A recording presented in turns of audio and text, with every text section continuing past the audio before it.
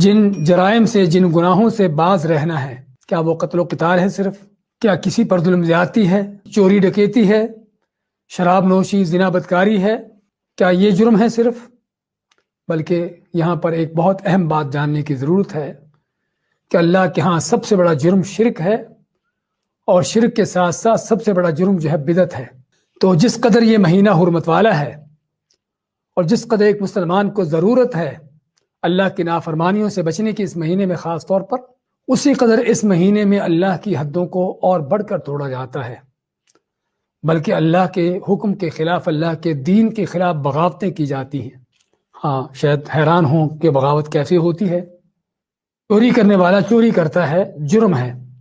زنا بدکاری کرنے والا بھی جرم کر رہا ہے، گناہ کر رہا ہے، اور کبیرہ گناہ ہے۔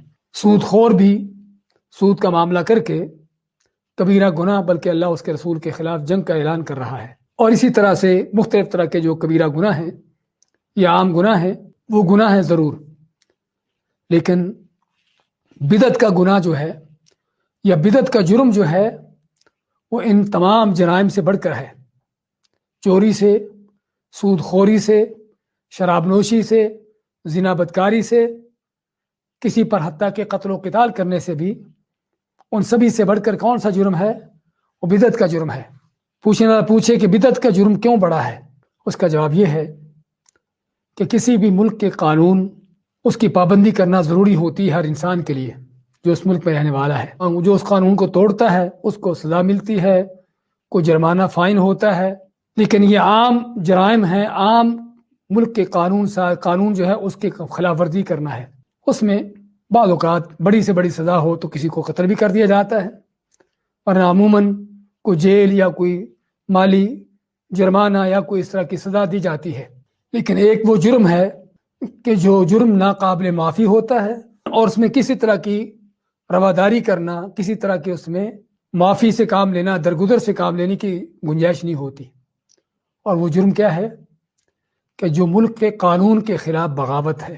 بغاوت میں کیا ہے کہ جب ملک کے قانون کے خلاف کو دوسرا قانون لایا جاتا ہے، ملک کے دستور کے خلاف کو دوسرا دستور کھڑا کیا جاتا ہے، اور ملک کے آئین جو ہے اس کے خلاف کو دوسرا آئین کھڑا کیا جاتا ہے۔ ہاں، یہ وہ جرم ہے کہ جسے بغاوت کا نام دیا جاتا ہے اور سرکشی کا نام دیا جاتا ہے۔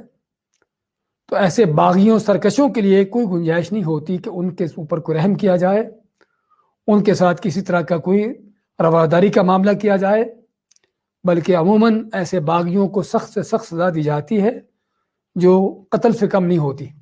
تو یہاں پر بھی یہ بات سمجھنے کی ضرورت ہے کہ جسے ہم نے ذکر کیا ہے کہ زنا، چوری، بدکاری، سود خوری، سارے اس طرح کے جرائم جرم ہیں، کبیرہ گناہ ہیں، لیکن ان کی حیثیت وہی ہے کہ جو کسی ملک کے عام قوانین کو توڑنے کی ہو۔ لیکن ان جرائم کے مد مقابل بدعت وہ جرم ہے کہ جو اللہ کے قانون، اللہ کی شریعت کے خلاف، اس کے خلاف کو دوسری شریعت کھڑی کرنا ہے، اللہ کے دین کے خلاف کو اور دین لانا ہے، اللہ کے حکم کے خلاف کو دوسرا حکم کھڑا کرنا ہے۔ ہاں، یہ ہے جسے ہم بغاوت کا نام دے رہے تھے۔ ہاں، وہاں تو ملک کے خلاف یا ملک کے حکمران کے خلاف بغاوت ہوتی ہے، اور یہاں رب کائنات کے خلاف بغاوت ہوتی ہے۔ اس بات کو اکثر و بیشتر نہ سمجھنے کی وجہ سے ہی بہت سے لوگ زنا نہیں کریں گے بھی بڑا جرم ہے، شراب پینے سے بچیں گے کہ بہت بڑا کبیرہ گناہ ہے، سود بھی یہ تو اللہ کے اس کے رسول کے خلاف جنگ ہے، کیسے کیا جائے۔ لیکن یہی سود سے بچنے والے، زنا بدکاری چھوڑنے والے، یہی لوگ جو ہیں بدعات میں پھنسے ہوتے ہیں، بلکہ بدعات کے دلدل میں دھنسے ہوتے ہیں، اور پتہ ہی نہیں ہوتا کہ ہم کتنا بڑا جرم کر رہے ہیں، کہ جو جرم اللہ کے ہاں ناقابل معافی ہے۔ رجب کے مہینے میں بھی جو حرمت کا مہینہ ہے، اللہ کی حدوں کو جو پامال کیا جاتا ہے، اس حرمت کی مہینے کی کہ جو دھجیاں اڑائی جاتی ہیں اور اس کی حرمت کا جو ہے مذاق اڑایا جاتا ہے، وہ کیسے ہے؟